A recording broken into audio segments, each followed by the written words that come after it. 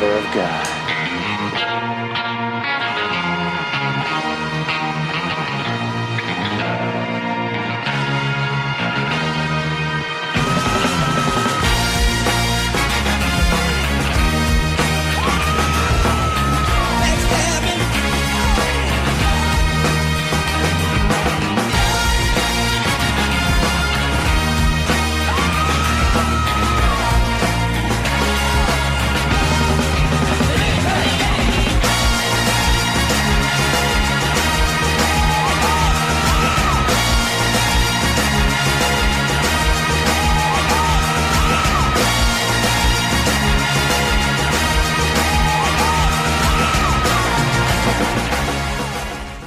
What's up everyone? For today's video, I'm going to walk you through this pretty fun explosive way that you can start to use GAR and ISC without having to rely on all. CG has done a pretty excellent job with the reworks and new additions to the Mandalorian faction so far, but with this recent nerf to ISC, it has created a fairly big problem-solving use case.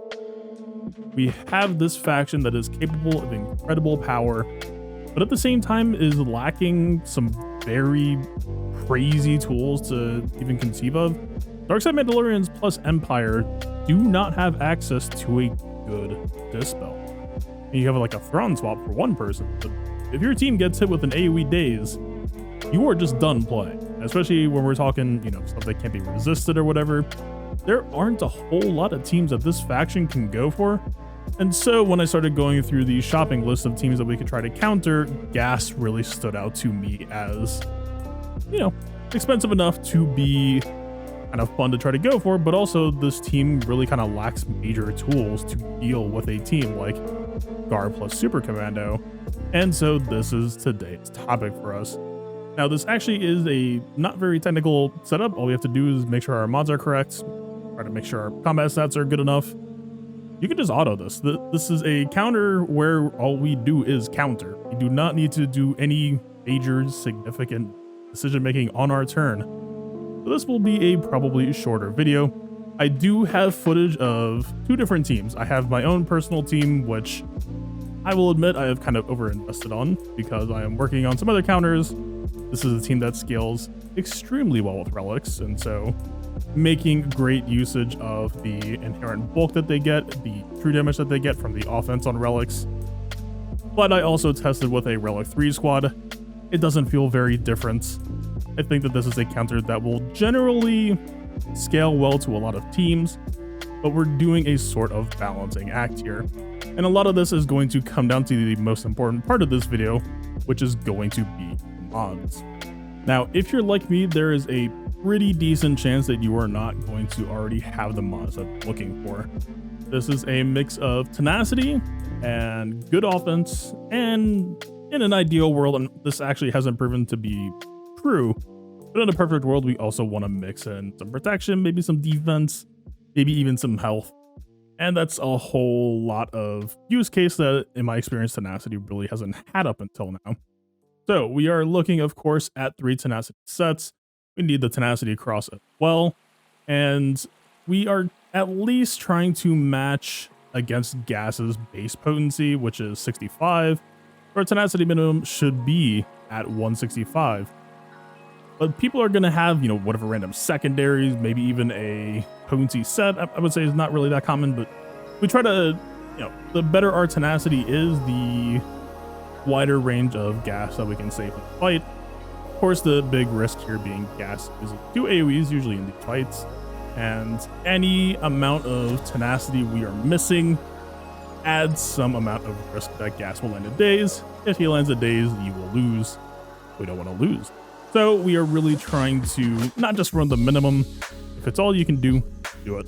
But we want to try to reach 170. I was able to reach up to 180. I'm going to do a lot of targeted mod farming towards what I think their perfect mods are going to be, so I can try to reach even as high as like 185, 190, I think even 195 if you really go crazy is within reach. Anything is possible here within the rules of the mods, and I think this is a very fun squad that I would not mind doing that extra legwork to make sure their mods are ideal. And speaking of ideal ways to build them and mods to work towards, I have done the majority of my testing with offense primaries on the triangle as well as the arrow, and it's been fine. Honestly, the ISC unique does a tremendous amount of work towards keeping them hardy, keeping them regenerating, especially you get that protection regen when you counter. But if you know mods, you know that offense primaries and good offense secondaries are not very far off. And so we're talking like on average maybe 2% offense. And for a trade-off of 2% offense, if we could target farm something like a protection primary, not only you're cooking with gas with a team that would become much harder to kill, and as long as they're not sacrificing too much on offense that they aren't able to kill stuff, I think that could also be interesting long term. So if you want to copy what I have tried for today, offense primaries on the arrow and triangle are what I used. I think protection primaries with high offense secondaries will be an interesting thing to work towards long term, but is not required right now. Especially if you have lower relics on your squad, I think those protection primaries could go a long way, because really what we're talking about here is getting an extra safety net for if you're fighting, you know, whatever crazy damage datacron or whatever.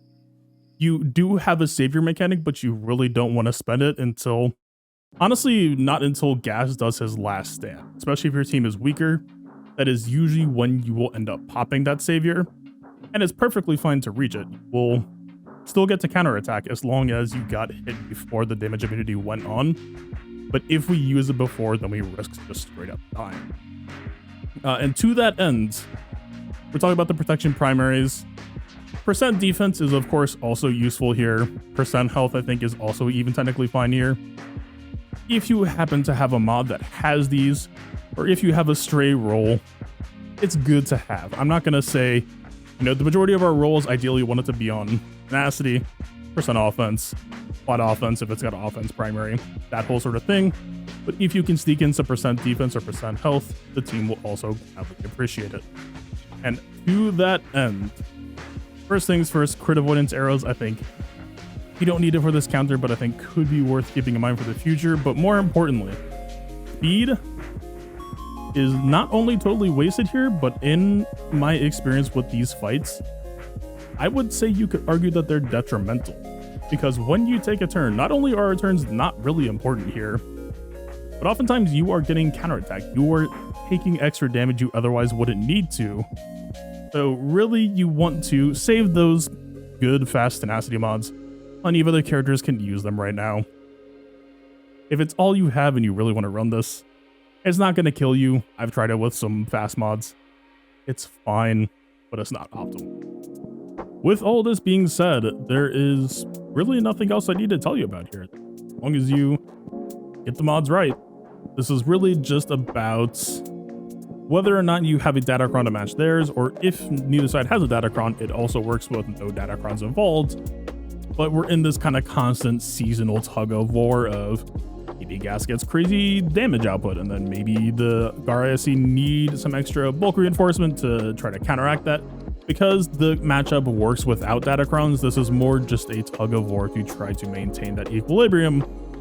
Of course, we also need to focus on being able to do enough damage that if Gas got crazy damage reduction, we would need to make sure that he did enough true damage to be able to chew it through it. Again, it's kind of a tightrope act. But with that being said, I'm going to let the footage rock now. I've got timestamps with examples showing you the crazy relic team, the relic 3 team, show you with datacrons, show you without datacrons. The datacron stuff, it's more for immediate current use, but give it a couple months time and it will be irrelevant. So, without further ado, enjoy.